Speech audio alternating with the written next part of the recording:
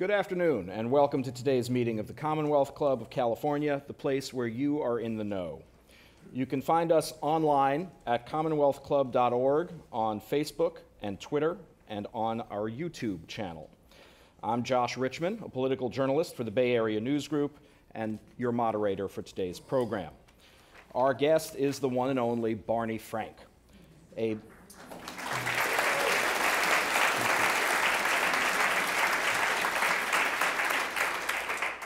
Bayonne, New Jersey native. Congressman Frank graduated from Harvard before becoming active in the civil rights movement and later delayed his doctoral studies to take a job in Boston City Hall, a delay I believe extends to this day. Elected to the Massachusetts legislature in 1972, he earned his Harvard Law degree in 1977 and was elected to Congress in 1980. During his more than 30 years in the United States Congress, he was a brilliant and strategic lawmaker who brokered deals with those on both sides of the aisle. As chairman of the House Financial Services Committee, he tirelessly fought during his tenure's economic storm for sweeping reform of the financial services industry. He was a critical bridge between polarized opinions in the subprime mortgage foreclosure issue by concentrating on areas of agreement and working from there. But much of his life's work has been about fighting for civil rights, including the rights of women and members of the LGBT community. In 1987, Barney Frank became the first member of Congress to come out voluntarily as gay. And in 2012,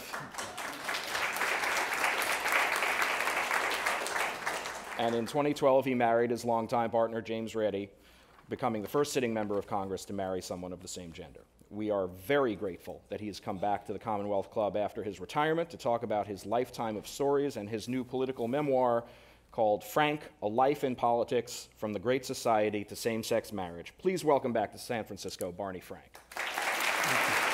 Thank you, Jeff.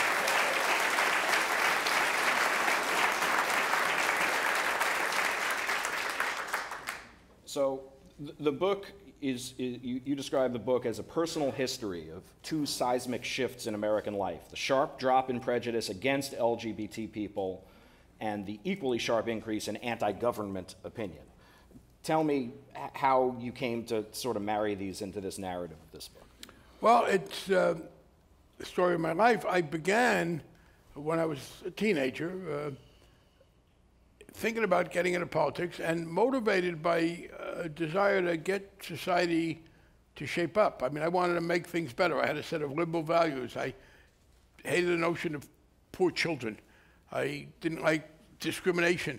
Interestingly, when I was 14, 15, beginning this in the 50s, I was focused on racial discrimination, still a great problem in America, because the idea that we would be able to do anything for those of us who were gay or lesbian was too far-fetched. I mean, that was not even a moonshot. That was coming at Neptune from the other side. I said, I have this problem. I want to be active in politics so I can change society. I want to be influential in government. But I'm a homosexual, as we then called it, so I probably never will be. And I thought, well, I'll try. So I thought if I repressed my sexual orientation and my personality, I could become influential in government and then be able to do some things. In fact, as time went on, Stonewall came. We began to make real progress in this. I was a part of the movement. We were making progress, and I was able to become influential in government. The problem is, by that time, government was no longer influential in society. That is, now I had governmental power, but the government couldn't accomplish what I wanted. So I realized this is what had happened, and my goal, and part in the book, is to talk about how we can reinvigorate government. But as I've done these conversations, one thing occurred to me that's important. People have asked, did I say they were correlated? No, they weren't, but that in and of itself is a very important point. 10 years ago, there was a view that the reason white working class men were not voting for Democrats anymore the way they'd voted for Harry Truman and Franklin Roosevelt, et cetera, people of that demographic, was their alienation because of the social issues. It was God, guns, and gays. It was abortion. They were turned off by the cultural liberalism. Well, that clearly turns out to be untrue. The fact is that support across the country for treating LGBT people fairly has gone up as support for government in general has gone down. if one was the cause of the other, that couldn't happen. I mean, I was, apparently NASCAR is complaining about the law in Indiana discriminating against gay people. That is proof that it wasn't, we weren't the ones who drove people away from the Democratic Party. I talk about what I think happened. But it came naturally to me because I started out in life trying to figure out how to overcome any gay prejudice. And then somewhere along the 80s, the balance shifted, and I had to figure out how to reinstitute some respect for government. So I think, with an eye toward that, I was struck by what you wrote in the book about the advantages of taking a political movement to the streets versus working through the process to achieve it, and where the balance between that is. And I think a lot of people might be surprised by the conversation that you had with then Governor Gavin Newsom in early 2004. Mayor. Yes, excuse me.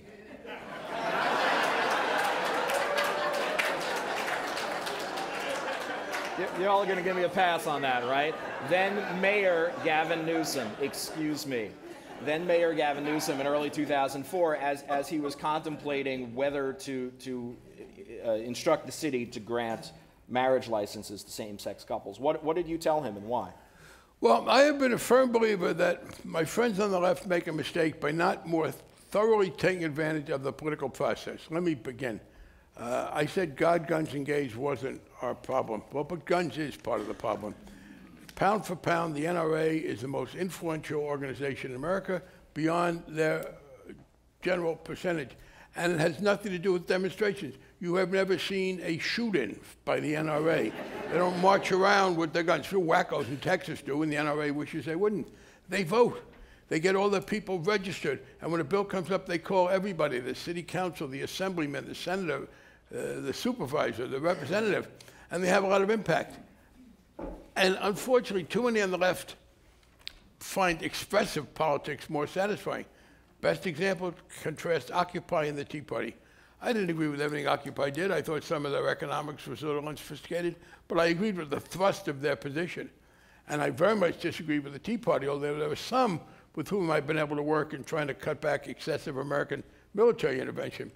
But in general, I was very disappointed because the Tea Party has been so much more effective than Occupy, not because they represent more people, but because they're smarter about how to do it. I mean, just in summary, when the left gets mad, they tend to march. When the right gets mad, they tend to vote. And voting beats marching. And with regard to Mayor Newsom, here's what happened.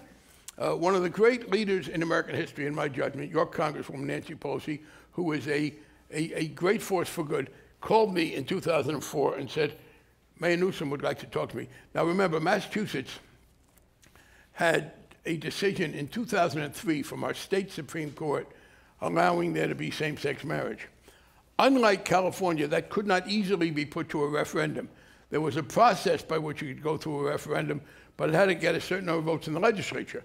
Mitt Romney, then our governor, immediately decided that his route to the Republican presidential nomination in 2008 would be as the one who destroyed same-sex marriage in Massachusetts. And we engaged in a major fight over the legislative elections of 2004. We won, and we protected same-sex marriage. But at the same time, George W. Bush, inspired by Karl Rove, figured, aha, this would be a great issue for me in 2004. So he announced that we had to have a federal constitutional amendment to protect everybody in America from same-sex marriage.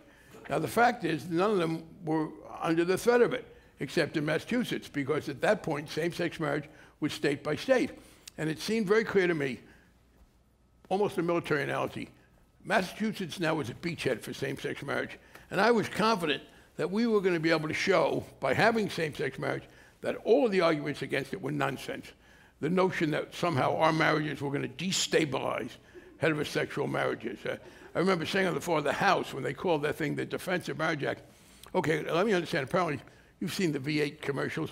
Apparently gay men, we were the V8 of marriage, because there would be happily married men all over the state of Massachusetts, and they would find out that it was possible to have a same-sex marriage, and they would look at their wives of long standing with whom they were in love and say, I could have married a guy. And and that would weaken their marriages. Well, we knew that would be disproven, but here was the deal. I did not want to fight that fight nationally because we would have lost it. I lobby members of Congress all the time. I would go to members of Congress and say, you know this amendment that George Bush has? There was a Republican majority, but we only needed 1/3 plus 1. I would say to Democrats from Ohio, Pennsylvania, even from the South, and certainly from New Mexico, Colorado, please vote against this amendment. It doesn't mean you're for same-sex marriage. You can say that you don't want it in your own state, but you want Massachusetts to be able to make its own decision. And I was confident that if we protected our beachhead in Massachusetts, it would spread, and that turned out to be the case. And then Nancy Pelosi asked me to call Gavin Newsom, who tells me that he's planning to conduct same-sex marriages in San Francisco. Now, if he had the legal right to conduct same-sex marriages, I would have said great. But he did not conduct same-sex marriages. He conducted symbolic mock marriages. It was very clear that there was no power in the mayor to do that. The California Supreme Court, which later found a California constitutional right for marriage, ruled before that a mayor can't just go ahead and say he wants to marry people. And so after Newsom did it, a couple of others did it. And what I explained to him was my fear was this.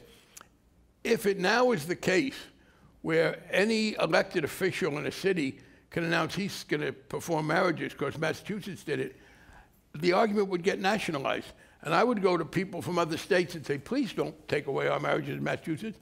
And they would say, hey, pal, I've got nothing against you, but I got my people afraid it's going to happen here. And that was my disagreement with Mayor Newsom. I was afraid that if this looked like it was going to spread, we would lose our ability to fight it one state at a time. What happened, of course, was the California Supreme Court threw that out in a hurry, and that put an end to the argument. But the price we paid, and there's a very good book by a man named Richard Klarman about same-sex marriage, a Harvard professor, and he has a great quote in there from Karl Rove welcoming Gavin Newsom's move. Because, again, in Massachusetts, we can argue, look, that was a careful process. It went through the state Supreme Court.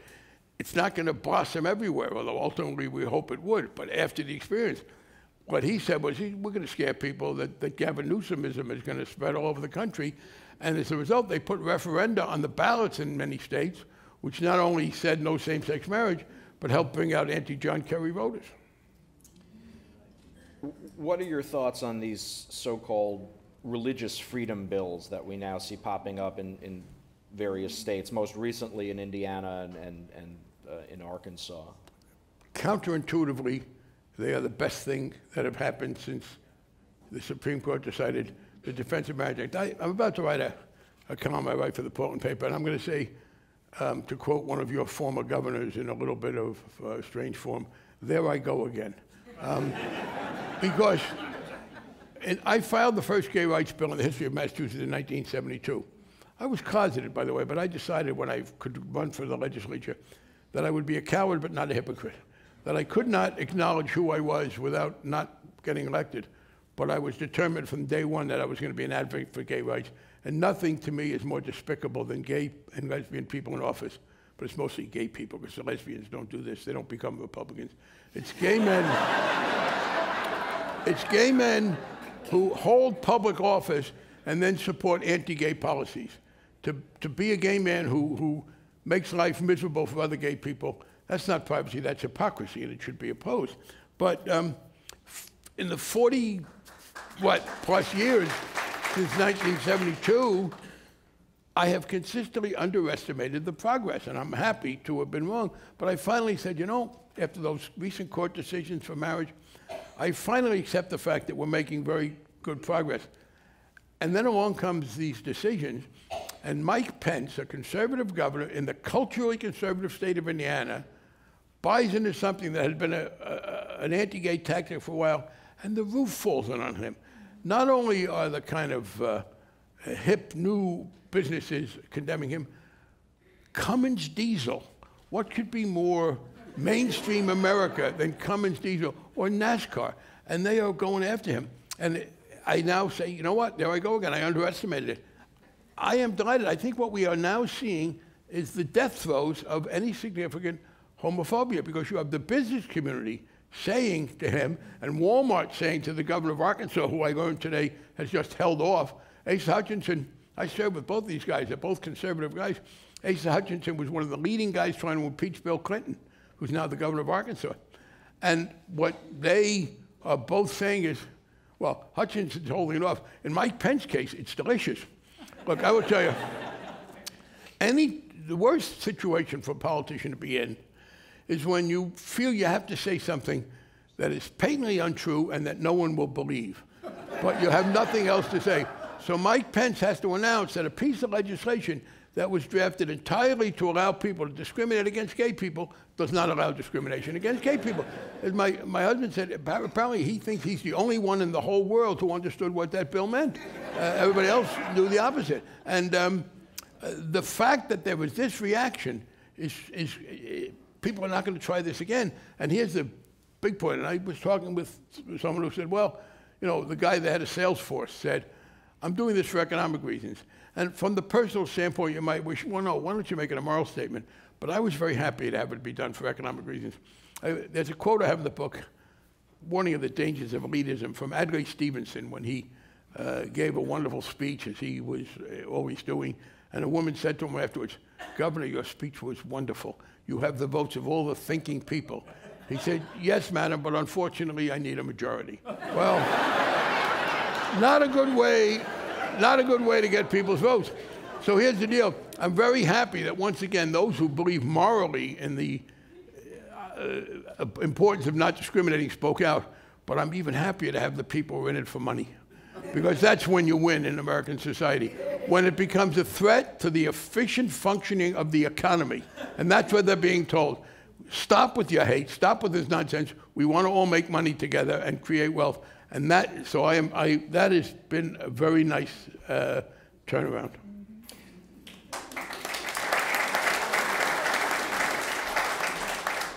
Since we're talking about the power of the dollar in such things in the business community, let's shift for a second. We've had an interesting lineup of guests over the last couple of days at the Commonwealth Club. There was Senator Bernie Sanders, who is an independent Democratic Socialist senator from Vermont, was here on Monday.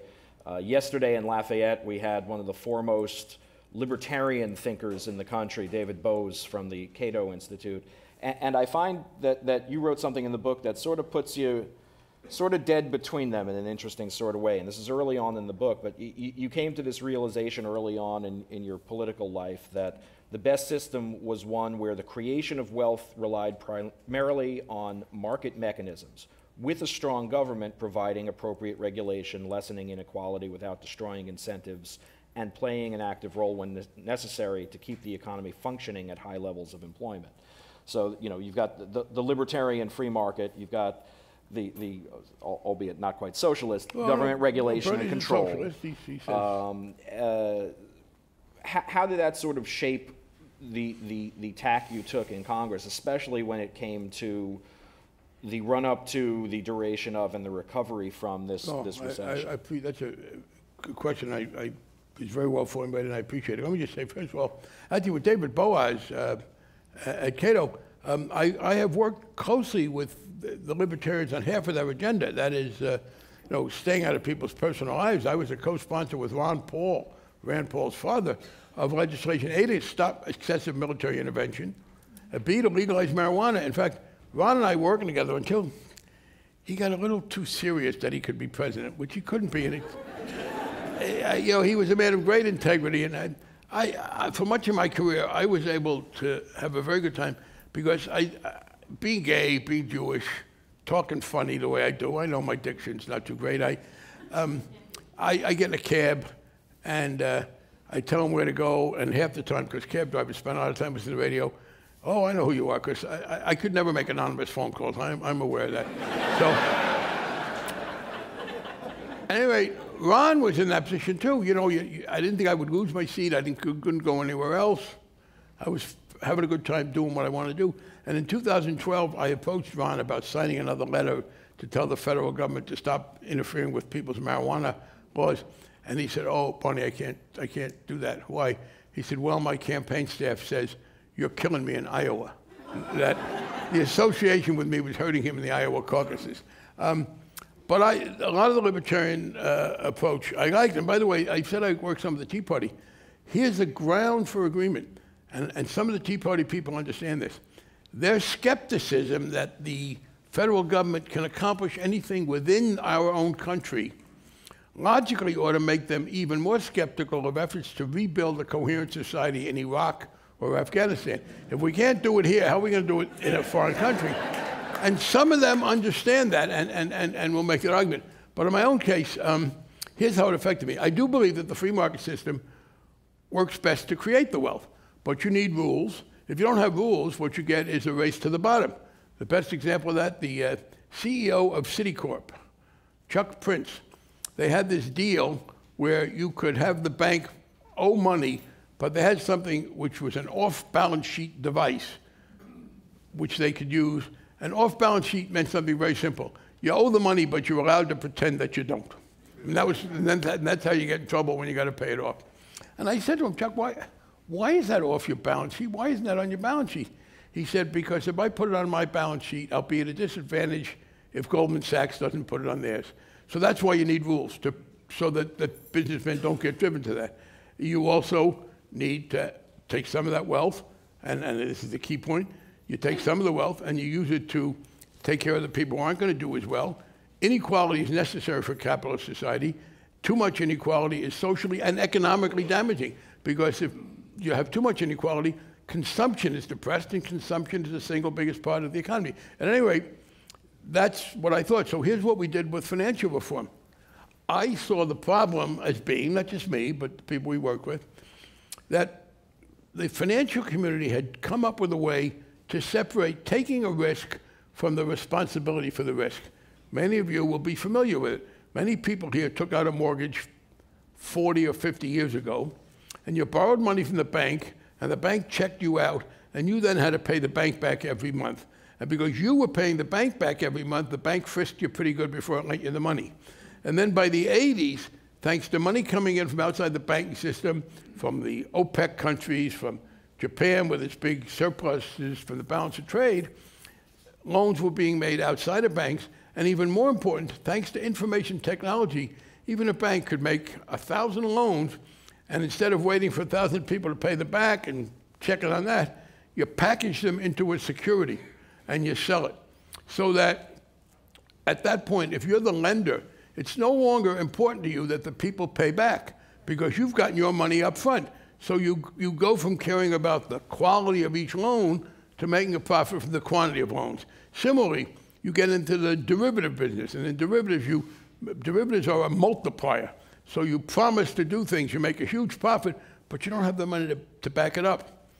Quick example, AIG, American International Group, they were so profitable as an insurance company that they started selling something called credit default swaps, which are a form of insurance, but because it wasn't called insurance, it was exempt from the rules.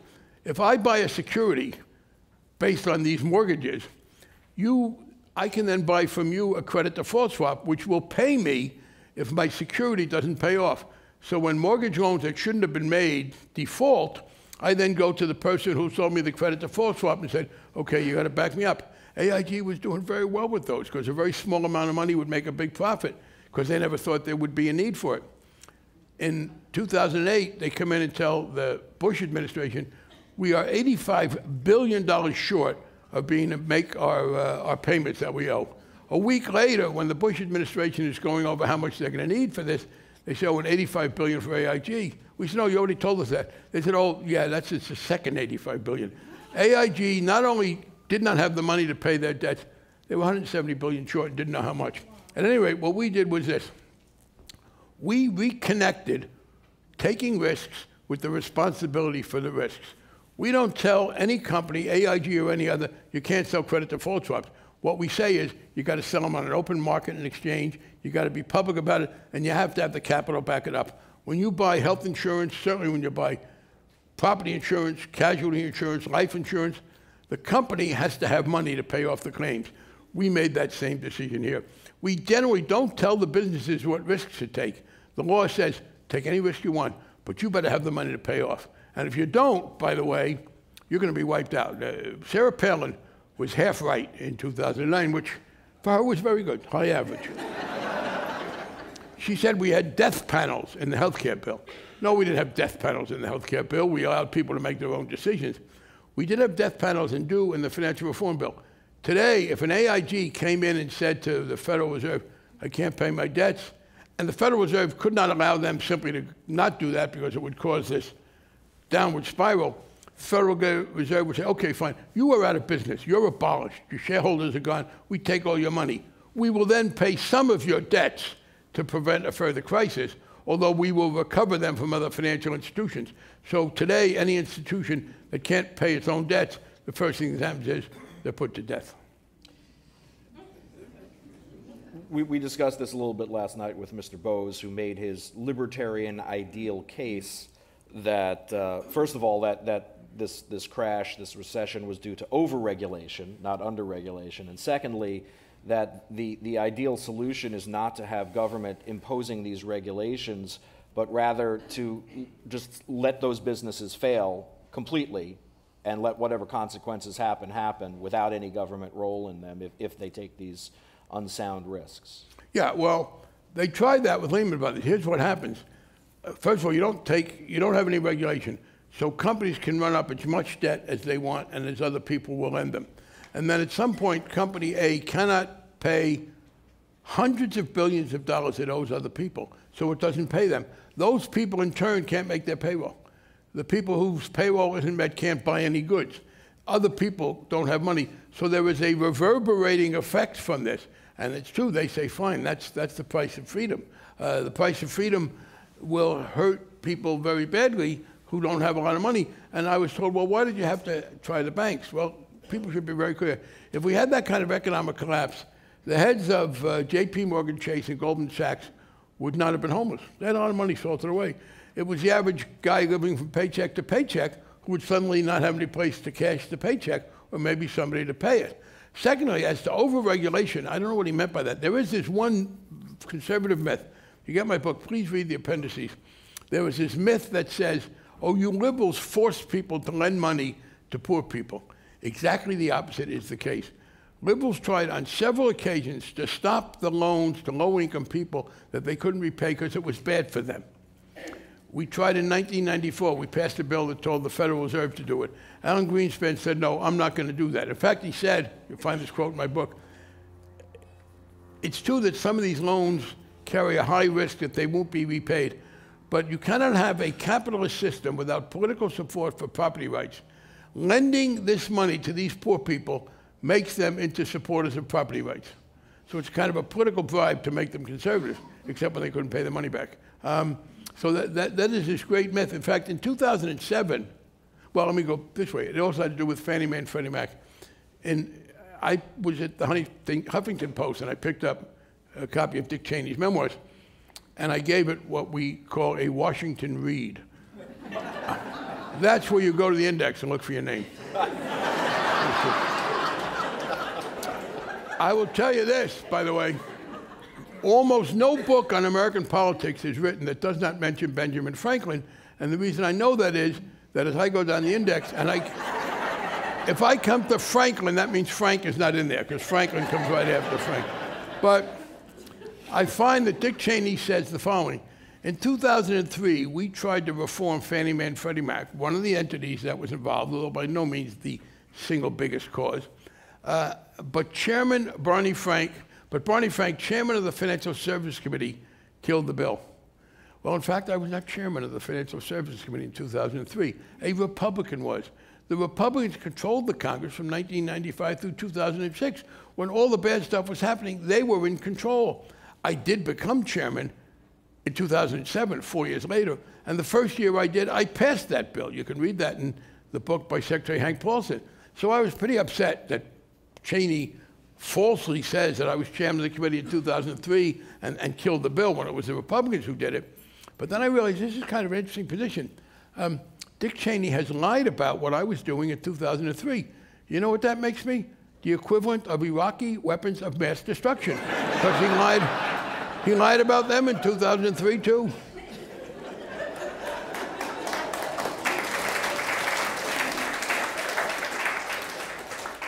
Well played.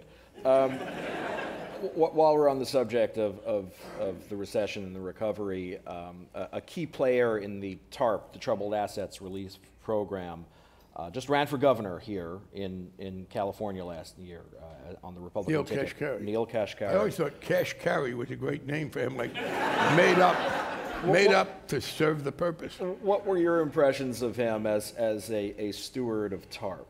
Oh, I thought he was able and efficient carrying it out.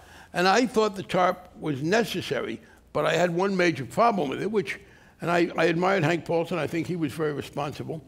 But we had this one major difference. I wanted some of the money from the TARP to be used to alleviate the foreclosures on people's homes. Now, we ran into a political problem there because people who were paying their mortgages were objecting to other people getting these payments. The argument, however, was that someone forfeiting his home maybe was reasonable for his or her irresponsibility, but when it accumulated to the way it did, it hurt the whole economy. And not just the whole economy, it hurt whole neighborhoods. If you have a house on a block where 4 of the homes are foreclosed, your property values have gone down. You're living with these abandoned buildings. So we tried very hard to deal with that. And we said to Paulson, please, we're going to give you this money, but you have to use some of it for foreclosure relief. He didn't do that. And he said, oh, yeah, but I have this urgency. I have to get the money out to keep the finance system afloat. And Kashkari was aware of that. So he wasn't doing anything about foreclosure relief, but it wasn't his fault. It was a man I generally admire who made that call. Finally, Paulson says to me in December, okay, you're right. I used $350 billion of this. I have the right to ask for another $350 billion subject to congressional disapproval. I will ask for the second $350 and I will use it for mortgage relief, but this is now after the election. One of the most interesting things that people haven't focused on is this crisis begins a month before the presidential election, and it plays out during the interregnum, which is a terrible period. Some of you may have read about the problems that happened between Herbert Hoover and Franklin Roosevelt. And in fact, we amended the Constitution, or people who were then alive did. It used to be that you took over as the new president on March the 4th. And they moved that to January 20th because of the terrible problems that happened for 4 months when Hoover and Roosevelt were fighting. But even January turned out to be too long. In this sense, Paulson finally said to me, okay, I will ask for the second $350 billion and use some of it for foreclosure relief if the president-elect says it's okay. I'm not going to do this in the interim between elections. I tried to get the Obama people to do it. Obama, I understood why he refused. He said, look, I don't want to have responsibility for them spending $350 billion that I can't control, so I'm not going to ask them to do that. I was very frustrated, and I understood, and the president's people said, Obama's people said, you got to understand, we only have one president at a time. The problem was we have this period where no decisions are getting made. I get frustrated. I did say, well, when he said we only had one president at a time, he was overstating the number of presidents we had during that period. They all got angry. But that got you in Dutch with both presidents. With both presidents. But the problem, and that's so, it wasn't done well. Now, Elizabeth Warren was being very critical of that, and I was, but here's my dilemma. People said, well, you shouldn't have given him the money if he wasn't going to do that. Yeah, and Sampson should have broken down the temple. I mean, here's the limitations of being in the legislature. Particularly in a crisis situation, the executive has the initiative. In the legislative body, you can modify it. We did get him to put in executive compensation restrictions and made sure they paid us back with a profit. But you can't redesign the whole program. You pretty much have to go yes or no.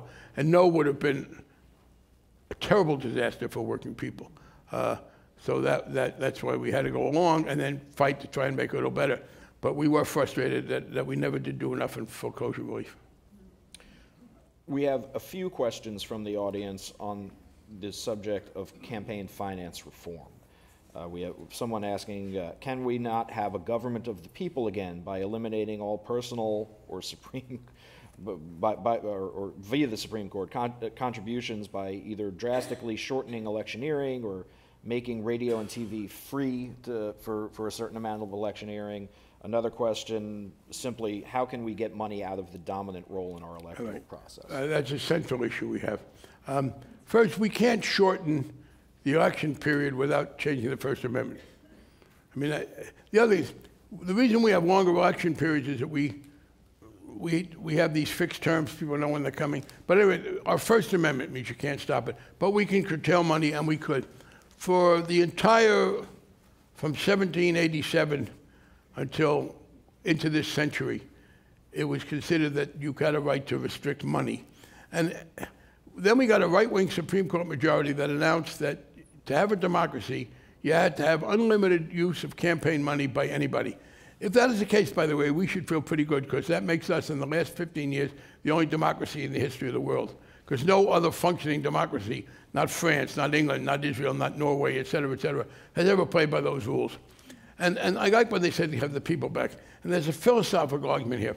We have two systems, as I said. We have a capitalist system, which I think does a good job of generating wealth if it's properly regulated. And in that system, the principle is inequality. The more money you have, the more influence you have, the more you can decide what to produce. If you guess better what the public wants, then you do that. We have a political system that's supposed to be independent of that, where the principle is one person, one vote, where you are not supposed to have inequality. What the Supreme Court has done is tear down the separation between those two, so that the inequality principle of capitalism floods the equality principle of the political situation. And there is one thing we can do about it. This is, as often the case, a partisan response. We can elect a Democratic president so that she can appoint a Supreme Court justice. Well, that's the practical fact. She can appoint Supreme Court justices to turn this around. Ordinarily, we have the view, as lawyers know, once a court has made a decision, you let it stand. Stare decisis, Latin for let the decision stand. And that makes sense, because you cannot have a society where one group does something and the other group uproots it. That's part of the Tea Party's problem. They don't understand that elections have to make decisions and you can move on. They want to uproot everything. If that was the case, every time you had an election, you'd have total chaos. But in the case of a decision that was narrowly decided 5-4, and that was very much contested, and that has not led to deep institutional roots, you can overturn it. And I believe that if we get a Democratic president and one of the 5 retires, maybe Kennedy, maybe, I don't pray much, but certainly that it should be Scalia, you could get that decision overturned, and then we could get rules back to where we were. This is the Commonwealth Club of California program, and we are talking to Barney Frank, author of Frank, A Life in Politics from the Great Society to Same-Sex Marriage. I'm Josh Richmond, political journalist for the Bay Area News Group, and your moderator. You can hear Commonwealth Club programs on the radio, catch up with us on Facebook and Twitter, and see program videos on our YouTube channel. So let's talk about this presidential election to which you alluded. You spent part of a chapter in the book talking about your defense of the Clintons in the 90s as they came under attack from various quarters.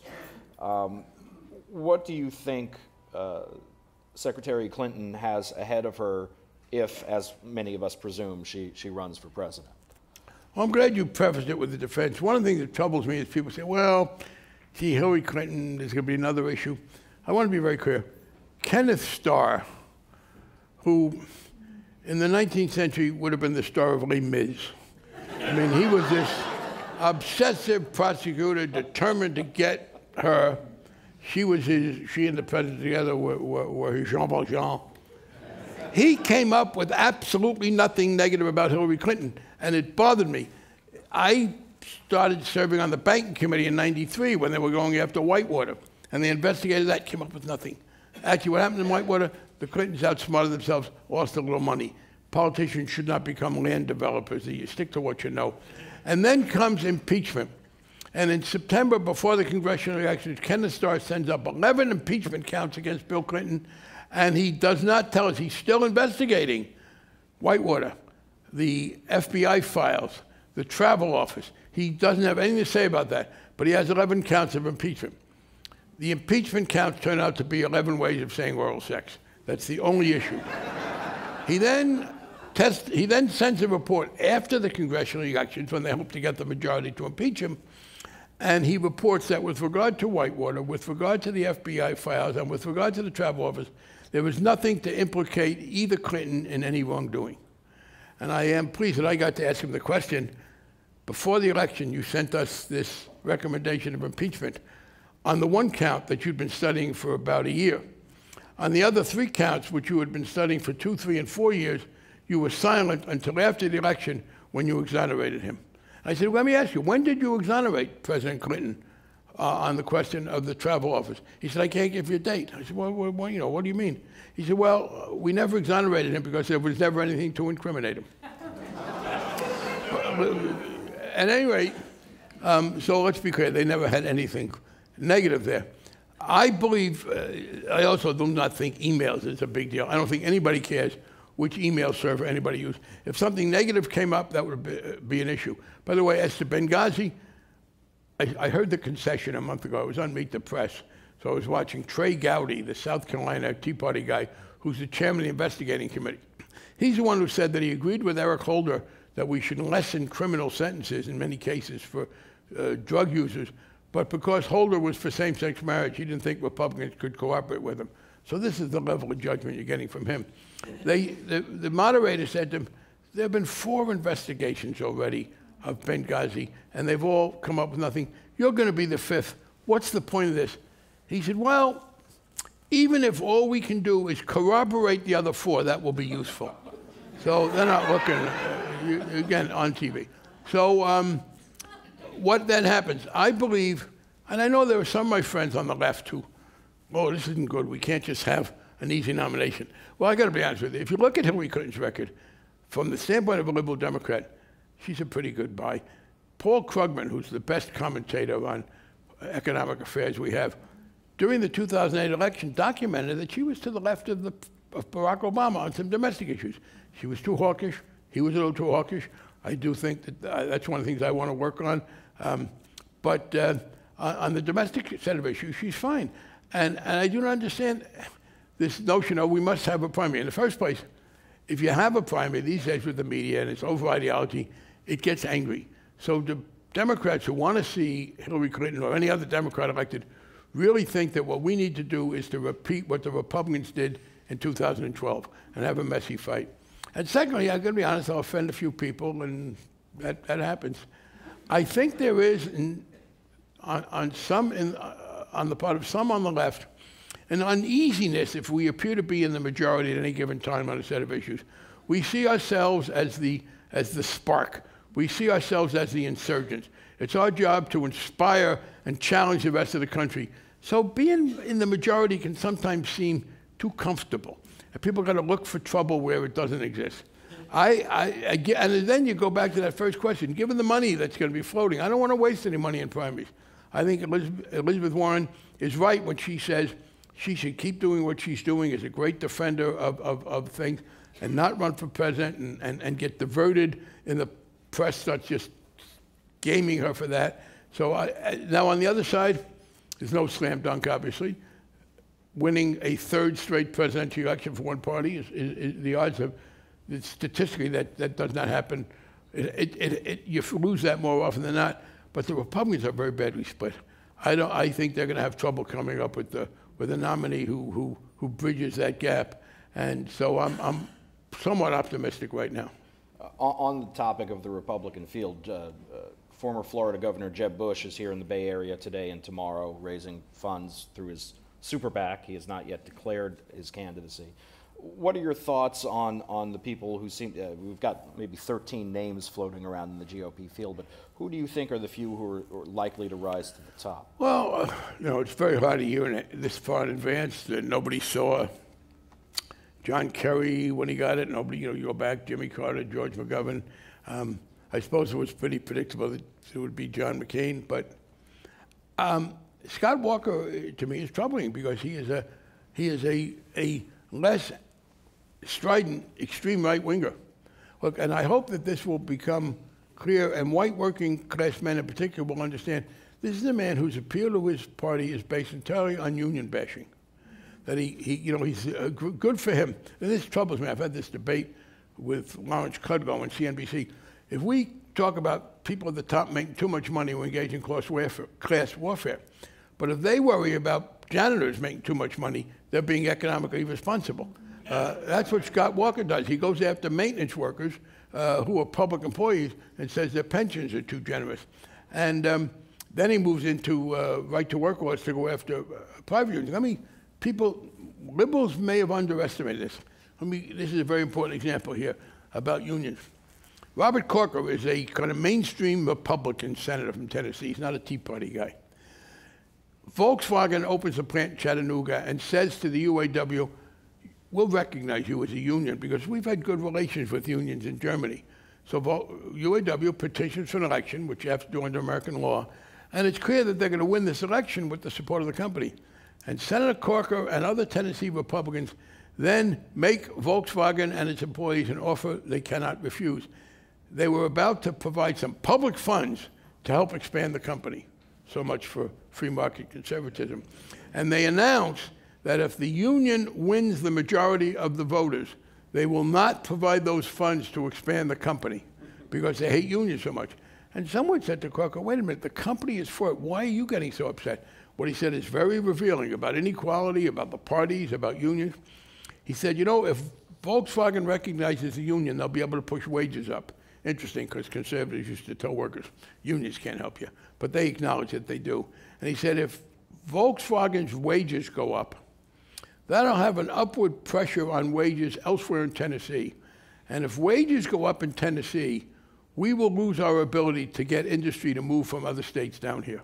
So he's worried that he won't be able to get industry away from California or New York or other places with higher wages. I'm hoping, as I said, we can focus that on Walker. Bush worries me less. I think there was a great vulnerability in him. One other issue I want to throw up against Bush, talked about death panels. In 2005, I was sitting at home in Massachusetts yes, somebody just mentioned it, the Terri Schiavo case. Terri Schiavo was a woman who was, we now know from the autopsy, a lifeless mass of flesh. Her brain had dissolved. She was being fed, and that was the only sign of anything you would call life. She was totally comatose and no possibility of life. There was nothing. Her brain stem had dissolved. It was jelly. Her husband, after years of this, in accordance with what he said were her wishes, said, we're going to stop artificially feeding her. Her parents objected, so they went to court. Every court in the state of Florida said, no, no, no, the husband's got the right, and she said she wanted this, stay out of this. So Jeb Bush persuades his brother to convene a special session of Congress so that Congress passes a law overturning the courts of Florida, the most outrageous violation of the separation of powers you can imagine, that orders him not to remove the tube. And they wanted to do it in such a hurry that they had to pass it on a Sunday because he might have done this on a Monday. A little bit of an aside. I thought it was too flippant to say at the time, but it's after the fact. The report was President Bush had been in Texas, and he flew to Washington to sign the bill instantly so that they could stop him from doing this. And the report was that we didn't get the bill passed until after midnight because we were fighting it. So the report was that President Bush had signed the bill in his pajamas. And I wanted to use an old Groucho Marx quote from the Animal Crackers when he was Captain Spaulding, the African explorer. Some of you may remember that. Hooray for Captain Spaulding, the African explorer. Did someone call me Schnorrer? Hooray, hooray, hooray. But he had this great line. He said, last night I shot an elephant in my pajamas. What he was doing in my pajamas, I'll never know. So I want to say, I don't know why there was a bill in President Bush's pajamas. But Jeb Bush was the driving force. And at the time, and this was encouraging to me, members of Congress voted for that bill, most of whom didn't like it because they thought the public would demand it. I knew because I was the floor leader of the opposition. The next day, because I'd been on television for 3 hours opposing that bill, I had people stopping me on the street to thank me. And the public was outraged at it. A couple of months later, Jeb Bush is such a fanatic on the subject that he asked the district attorney, the county attorney they're called in Florida, in the county where she had fallen and incurred the injury, to investigate her husband to bring criminal charges against him. Now this is about something like 11 years. Lawyers here will understand what that means. What criminal charge could have been brought against him 11 years later? Murder. Everything else, the statute of limitations. So that degree of fanaticism, I think, will not serve him well. That he wants to have the government tell you that the government will decide when you can pull the plug or not. A question from the audience. Somebody would like to know how much longer you think it's going to be before we see a GOP presidential nominee who's pro-same-sex marriage. Probably 12 years or so. There's a generational thing. you know, the problem is, as the country moves, the people who vote in Republican primaries have become a very hardline conservative group. And I think it's going to probably take another 12 years for them to, they've evolved to the point where they don't want to bring it up, but their political base, you know, they're entrapped by their political base. I think it's going to be another 12 years at least. Another question from the audience. Well, let me just point this way. Actually, Sure. You know what the Republicans are hoping for now? Most of them, the sensible ones? That the Supreme Court takes the issue off the table. What the Republicans are hoping for is a Supreme Court decision that says same-sex marriage is a national constitutional right, and then when you ask them, they're going to say, hey, the Supreme Court said it's a right, let's move on. They will accept the reality of the Supreme Court, and they hope that'll neutralize the issue. We have a question, also election-related, from the audience, asking if you think that voting, at least in presidential elections, should be mandatory, what the pros and cons of that would be. And this is in the context of a state where we just had pretty much the worst turnout we've ever seen in the gubernatorial Actually, if you're going to make it mandatory, it would be more important to do it in the non-presidential elections. But I'm still not for it. You know, maybe after a while people get used to it, it's one thing. But at this point, we suffer from nihilistic, angry voters, people who are voting because they have to. I don't have a lot of confidence that they would be making reasonable decisions. They just vote because they were pissed off and against somebody who they thought was behind it. An audience member asks, recently the Democrats have lost the alliance of white working men. Can anything be done to counteract this trend? That's one of the central themes of the book. It's why I wanted to write the book in part. The question is why. As I said earlier, there was this view that it was because the Democrats got left on cultural issues. I think that's clearly not the case, because we've moved, you know, not just gays, marijuana. And white working class men, in case anybody didn't know it, smoke a lot of marijuana. In fact, one of the reasons, in my view, why we should stop prosecuting that is that it is in the criminalization of recreational drug use that racism has its greatest impact, in fact, in America today. It is very discriminatorily enforced. Here's the deal. I think that the white working class men are against us, not because they are philosophically opposed to government, but for the opposite. These are people who believe that government has a potential role. They know about Franklin Roosevelt and Harry Truman and John Kennedy and Lyndon Johnson. But here's the problem. Beginning in the 70s, worldwide economic trends have worked to their disadvantage. In the immediate post-war period, if you were an American, you didn't have to have a high degree of skill or a technical degree. You went to work at a factory and you made a lot of money.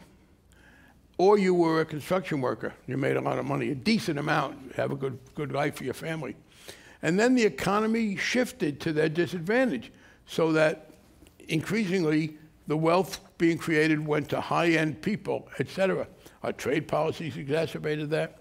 And they are now angry because they think that if government and the people who run the government really cared, they would not be so badly off. And when they talk about the people who run government, they mean us. The Democrats are the party of government. Very frustrating to me. Democrats have had the House, the Senate, and the presidency for exactly 4 years since 1980. The first two of Clinton and the first two of Obama. But we're still held accountable. It was very plausible for Cheney to blame me for something that happened when the Republicans were in power. Talk about bailouts. I don't know if I mentioned this. All those Democrats in their bailouts. There were 5 bailouts in 2008 and 9. Every single one initiated by George Bush. But people still blame the Democrats. So white working class men think that the liberals in charge of government have refused to help them economically. Now this is where the social issues come in. It's not that they are anti-women or anti-gay. It is, though, that they do think that the reason that we have abandoned them is that we're paying attention to these side issues. I think if we were able, and this is my positive answer, it's in the book, if we were able to expand those programs that alleviate the economic distress of white working class people, that diminish inequality both now and in the future, that would have a positive effect, not just because these are good things in themselves, because they would once again see government as a source of good things, as people did with after World War II, et cetera, as they did with Medicare.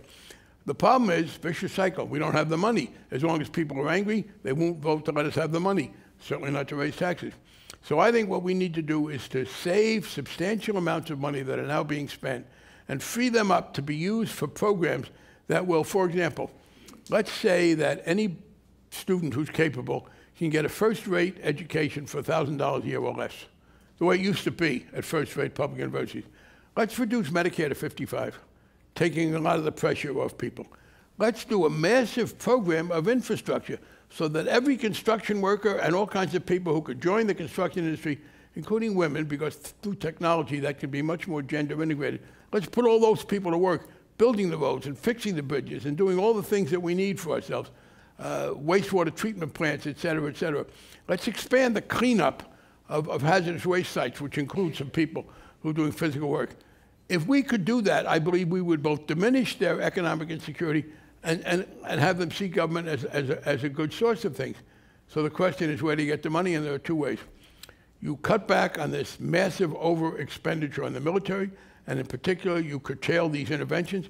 If we had not gone to Iraq, we'd have $1 trillion. We could have used half a trillion to cut the deficit, and $500 billion to have done a whole lot of good things.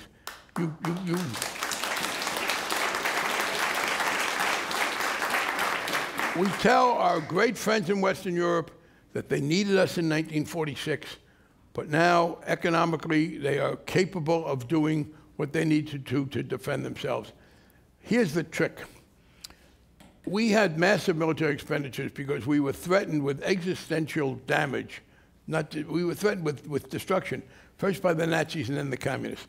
By 1990, when the Soviet Union collapsed, we were not in danger of our society being destroyed.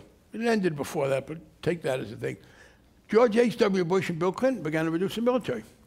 And there are a lot of people who didn't want that to happen because they want America to be the leader of the world. They want America to be the one that enforces order all over the world, not because we're threatened, but because in their view, that's what a great country does. And they were very frustrated until 9/11. And they seized on 9/11 to build up these murderous terrorists, terrible murderous people, but they built them up as if they were the equivalent as a threat to us of the communists or the Nazis. And they built the military budget back up in irrelevant ways. I wish that nuclear submarines with armed nuclear missiles could defeat terrorists, because they don't have any, and we have a lot, so it would be over. Much of what we are spending is irrelevant to the current threat, and that's one thing. Secondly, you stop treating people as criminals because they use recreational drugs we don't like, unless it's a drug that causes you to harm other people. Heroin does not cause you to harm other people. Needing the money to buy heroin causes you to harm other people. If we were to legalize this, I want to discourage people through, like we discourage smoking. I want to offer treatment to anybody, but locking people up is a great mistake. And people say, well, do it less expensively. Why does it have to cost so much to send some people to prison? Why does it cost more to send someone to prison than to the state university? A very simple answer. People don't try to escape from the state university. That's why it costs. So if we were to free up a lot of money from those two things, we could then do the things that would make this a fairer society and reverse this alienation of white working class people who are legitimately angry that they have been mistreated. They are just misidentifying who's behind it. How do you think the pop culture of politics has affected people's view of government over the course of your career, from the West Wing to House of Cards? Negatively, and I'm glad you mentioned it. West Wing was excellent. It was a thoughtful portrayal of people grappling with their problems. You'd vote for Josiah Bartlett? I would vote to keep it on the air. House of Cards is an unremitting disaster. It is inaccurate. It is distorting. I will tell you this for sure, but this is truth. A good friend of mine just returned as the American ambassador to a country that is badly governed by a man who is corrupt and anti-democratic. And on instructions from the State Department, he said, Mr. President, you know, we really are troubled by your failure to do this and that. And the answer was, oh, please, I know what goes on in your country. I watch House of Cards. So that kind of distortion is terrible. My good friend and colleague, Shelley Pingree, the congresswoman from Southern Maine, said, look, we're not that evil and we're not that clever. Things don't always work that way. Beyond that, though, I have had my differences with, say, Jon Stewart and Stephen Colbert, and I differentiate that from Bill Maher, whose show I was just on. If you watch the Comedy Central stuff, no government official has ever done anything that wasn't stupid and ridiculous. Now, they are generally accurate in what they say, but if that's all you say, you get a distorted picture. Bill Maher succeeds in being very funny by differentiating, by talking about things that happen that are good and things that aren't. So I think what pop culture does is, look, we have two kinds of voter suppression in this country. We have the vicious, outrageous voter suppression that Republicans enact that physically keep people from voting.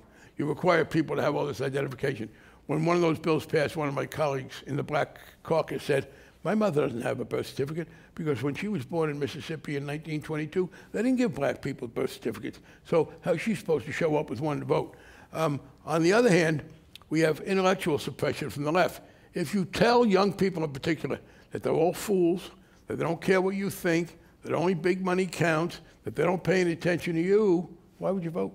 So I think the pop culture has been a depressant in terms of getting people to vote. On the topic of voting rights and civil rights, you got your start in the civil rights movement to some extent. And here we are in 2015, you know, coming off the Ferguson protests of last year and similar situations across the country. Where are we and where are we headed on this? Well, I'm very happy that the population of Ferguson, the African-American population of Ferguson, is now post-demonstration and they're registering to vote and they're having elections soon, trying to elect African-Americans to the city council. That's what you need to do, is to take advantage of the voting. And for that reason, look, I had a very mixed emotion week in 2013 when the Supreme Court first threw out DOMA, which was wonderful, but then outrageously threw out, in effect, most of the Voting Rights Act.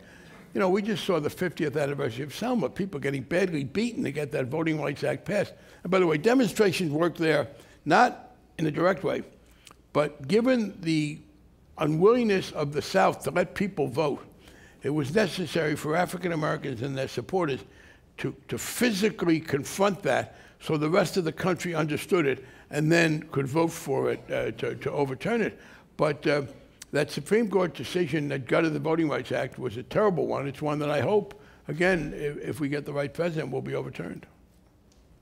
Well, we've reached a point in our program where there's time for only one last question, so I'll try to jam two very similar audience questions into one.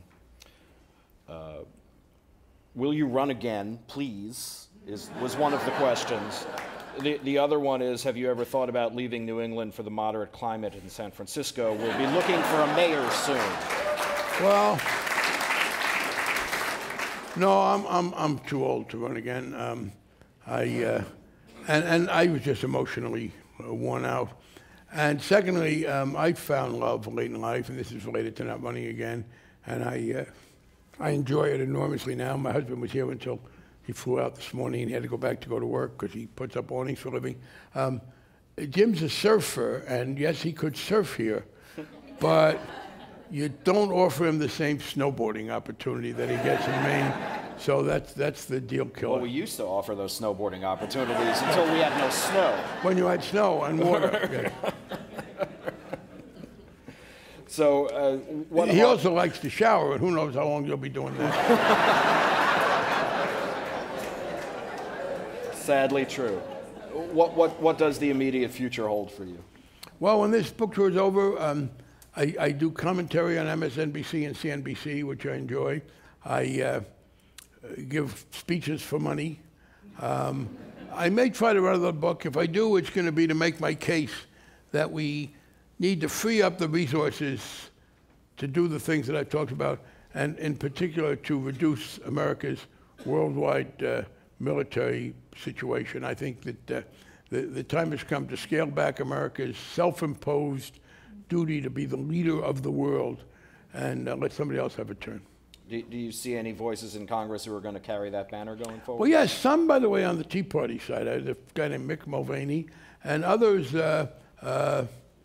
Barbara Lee, to talk about a near neighbor right here. Leader Pelosi herself has been very sympathetic to to the need to be realistic, and there are others as well who are ready to make that argument. Very good. Our thanks to Barney Frank, author of Frank, A Life in Politics, From the Great Society to Same-Sex Marriage. We also want to thank our audiences here on radio, television, and the internet. I'm Josh Richmond, and now this meeting of the Commonwealth Club of California, the place where you're in the know, is adjourned. I'm sorry. So sorry.